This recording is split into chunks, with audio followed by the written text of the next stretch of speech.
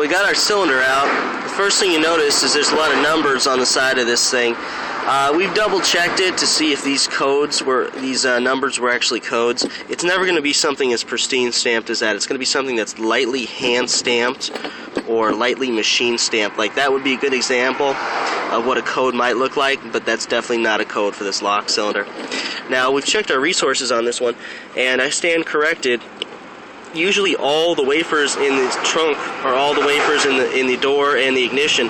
So once we got a good working key for this thing, we're pretty much done right here. This vehicle does not have a transponder.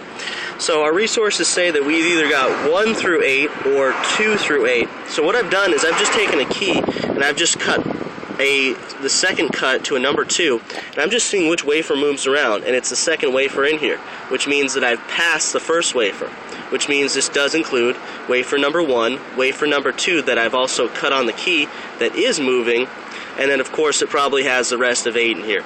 So we definitely have 1 through 8 in here. So all we're going to do, normally I start at the back, but those are really tough to see. I don't want to disassemble this as I see it as unnecessary. So I'm going to start with cut number 1.